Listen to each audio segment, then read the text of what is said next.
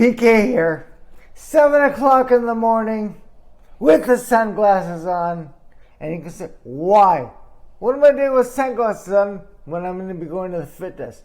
And the reason is because I'm going to talk about part 2, what it's like growing up in Beverly Hills and Bel Air, and I call it in fact, I can't even see. Why do all celebrities wear? In fact, I'm going to be talking about celebrities and the celebrities that I encountered. Because when you grew up in L.A., and especially in the West Side, of course you're going to run into it. It's the center of the entertainment capital.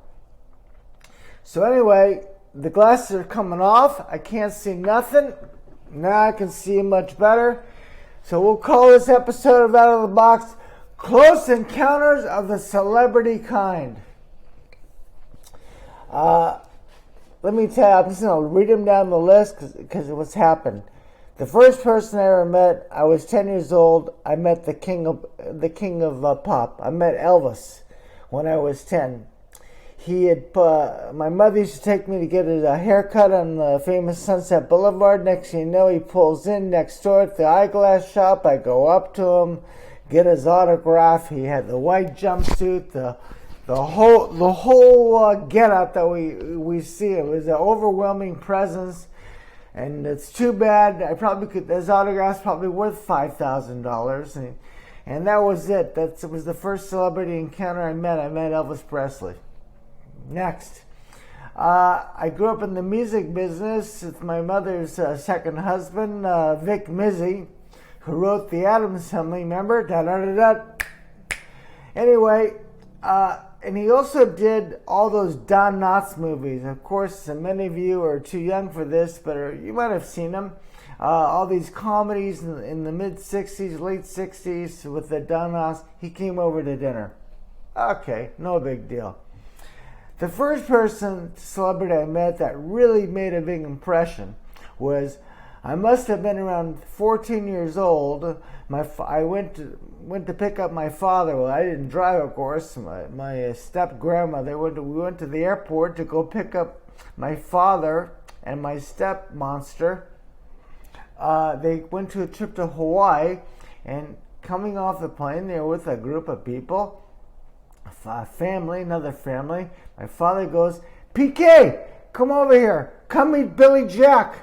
And I remember this guy had movies, Tom Laughlin. Billy Jack was an icon. We idolized him in the mid-'70s. And so what happened was, he became friends with my father, and we got invited to his house every Sunday at one of his big mansions in Brentwood. Showed movies. He had a daughter, this TC, that he liked, and played tennis there. It was something unbelievable that here became friends with that whole family. This went on for about, I don't know, maybe about a year, 8 months, a year. So that was really the first big star at that, and he was big right at that time. I don't know if you've seen the Billy Jack movies, but Hollywood was against him. Anyway, so that's with Billy Jack. Next person that I had an encounter with was maybe 4 years later. I was 18 years old. I went to a girl. I went to Beverly Hills High School. She had a party in the summer, and her best friend was the actress. Maybe now she's old, but in that time, of course, remember this is in the late '70s. She just started. This Jamie Lee Curtis. I met her. I liked her. I kissed her on the lips. I was so out of my mind. She had just done some of these horror movies before she'd done Trading Places with Eddie Murphy, but really on the way up.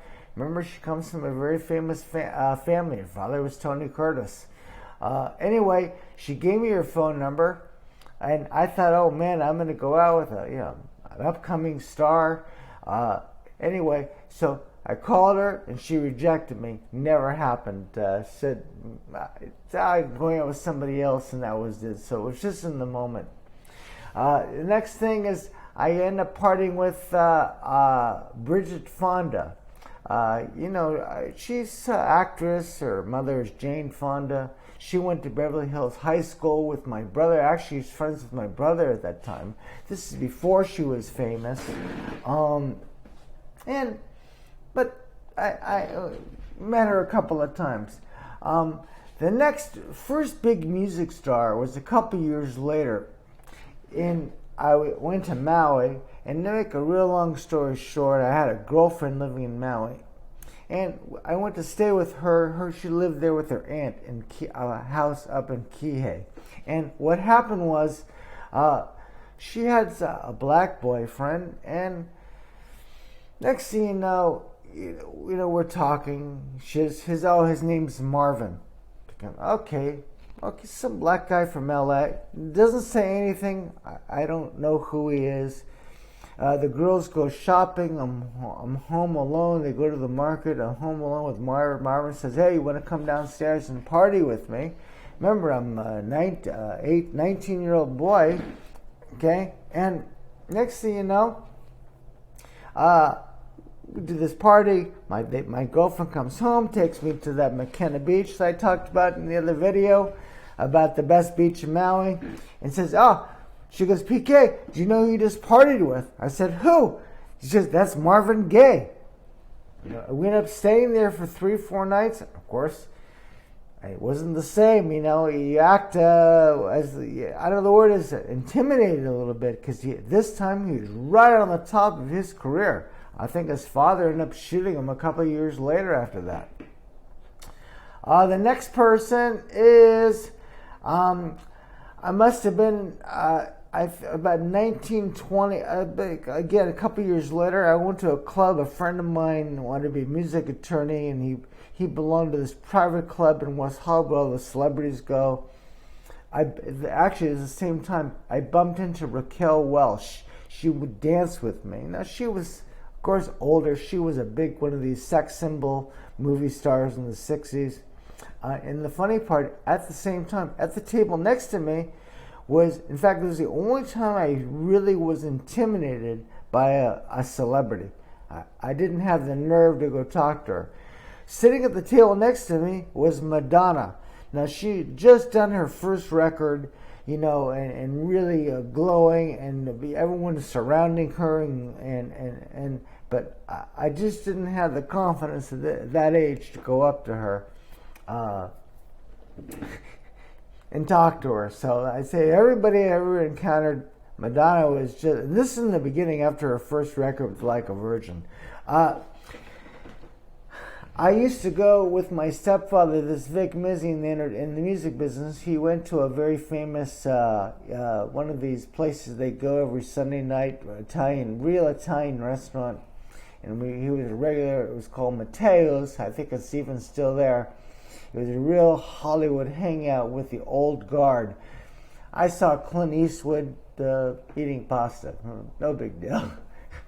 The next encounter I had was I met Bob Weir from the Grateful Dead. Actually, a number of times.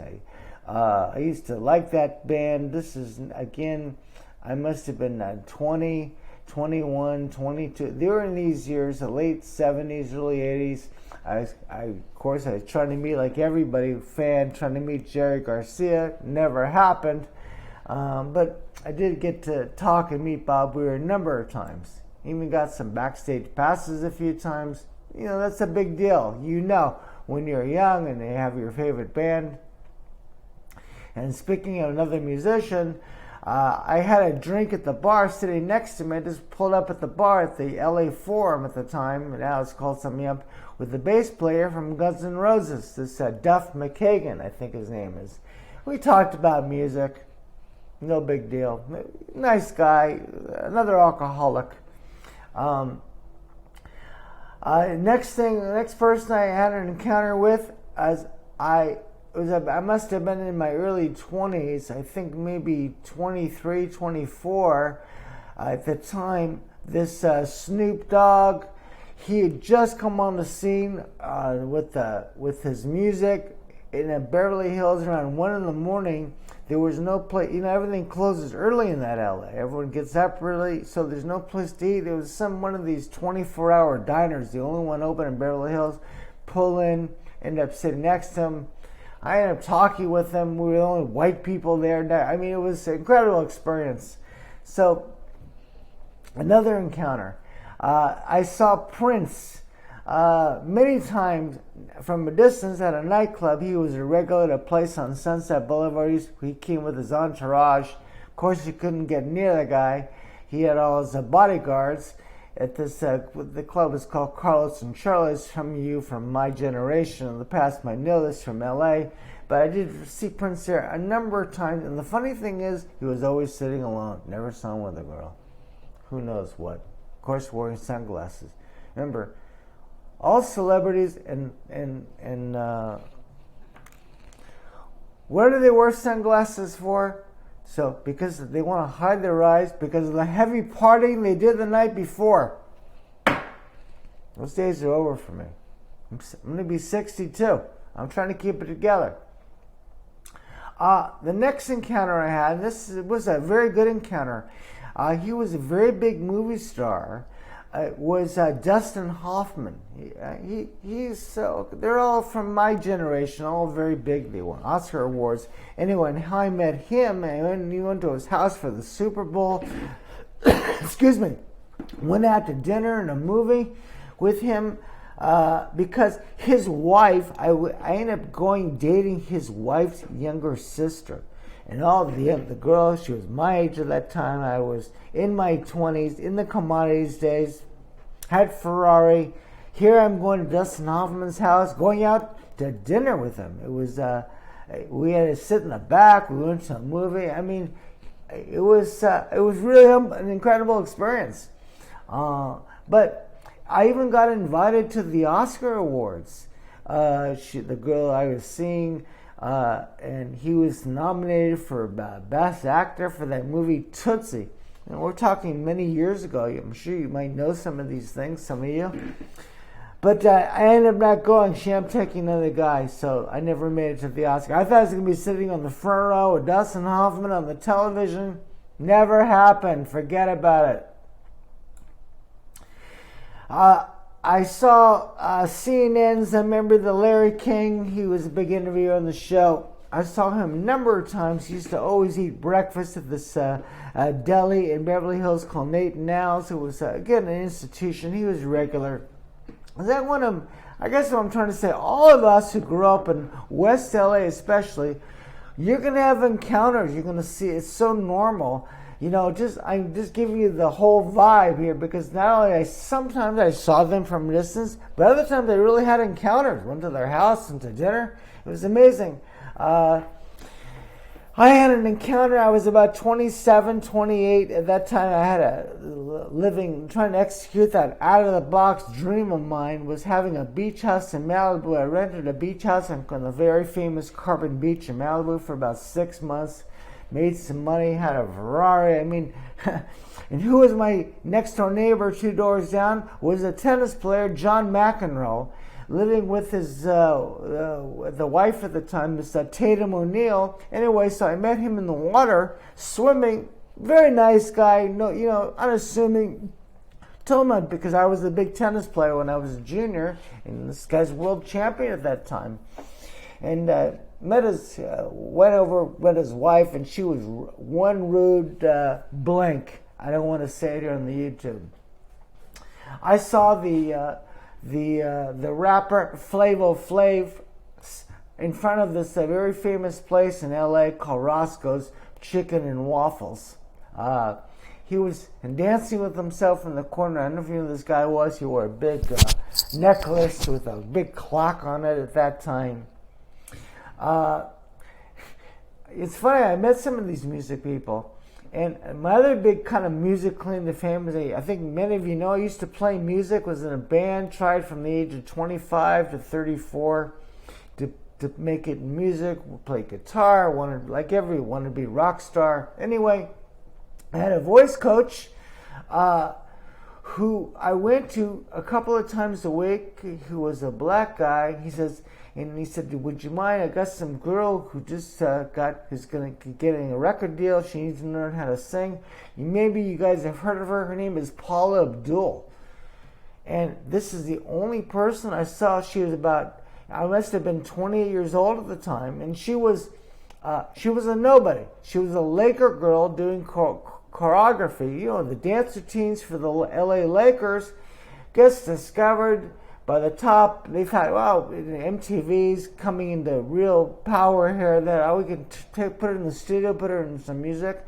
And believe me, I must have sang with Paula 3 or 4 times in an apartment on a piano, and she cannot sing nothing. All I can say is 6-8 months later, she's #1 superstar. She has a huge hit record. It was Straight Up, and maybe you know some of these tunes. She's a big star. And I'm telling you, she can't sing a note. Horrible. Okay, she can dance and all, which I guess has become important, but that's what happened. When I was living in Maui, in my 30s, I met Michael Bolton at a party. Nothing big there. Let's see, let me go down here. I'm just about done. One time, one of the things I mentioned in the video about the Best of Hawaii, just put up the other day, is the best restaurant in Maui is this Mama's Fish House, which if you go to Maui, it's been an institution on the beach on the North Shore. Who was sitting next to me? And this was a band that I liked in my generation, Steely Dan, this Donald Fagen. He was there drinking Mai Tai. Did I go over and ask him for an autograph? Not at 28 years, not when I'm in my 30s, but I really used to love Steely Dan when I was younger. One time, and then let's see now, maybe my late 30s, no 40s, even 10 years. It was a long time. I went to a restaurant, very famous restaurant called The Palm. They got them all. They got one in New York, one in L.A., one in Las Vegas. It's a lobster place. Have here in Miami. I was with my first wife, and Adam Sandler, the comedian, was sitting across from us, and his eyes were constantly staring at my wife. So I told her, I said, go walk by and maybe we'll get a conversation. Let us over to the table. He stared. Nothing happened. That was that. So those are all the real celebrities I had encounters with. I'm sure if you met anybody else who grew up in West L.A., Beverly Hills, Bel Air, Brentwood, Malibu. Everyone has some story. Just no matter how many and what happened. I just wanted to share that with you. But I do want to mention a couple honorable mentions. Since I've gone 18 minutes already. Of course, I wouldn't consider them real celebrities, but I'll mention them anyway. I went out with a Playboy Playmate of the Year that I met when I was auditioning a singer. I had no idea. She wouldn't tell me. Her name was Cindy Wood, and she was on the cover of Playboy Playmate of the Year. She was maybe 8 years older than me. I was in my late 20s. She was maybe 35, 36. Used to go to Half's house every Sunday for those parties. Invited me. Of course, I never went. Too intimidated. At the bottom, I was really not in a good financial shape at that time. So I went out with Cindy Wood for 6 months. Next is a sports star. It was in my youth. For some of you skiers or freestyle skiers out there, when I was 14 years old, again, this is in the early mid 70s, I wanted to learn how to do a front flip on skis, and make a long story short, I trained with the founder of freestyle, this Wayne Wong. And some of you who are old enough will know who he is. He's really the founder of freestyle skiing, and went to this ski camp up in Canada for 2 summers and trained with him, and really was imagine training in their sport with your idol. It was such a great experience. It was mind-blowing. I was so blown away. Then when I was living in Maui, in my late 30s, I used to go windsurfing, and used to go to this Kanaha Beach, which I mentioned, which is by the airport. And I they have a parking lot there. Who pulled up next to me as I used to sit out there at lunch, take my beach chair. Who sat out there was windsurfing world champion Robbie Nash. People, if you're into windsurfing or from kite surfing, he was a world champion, really incredible windsurfer. We talked. I asked him about where to go, where's the best windsurfing in Europe. In fact, the reason I went to Sardinia was because of him. He told me the best windsurfing in Europe is in Sardinia. There's a Porto Polo beach. So I took his advice. I said, don't expect a Maui. Nothing can touch Maui, but that's where you should go. Let's see. So anyway, that concludes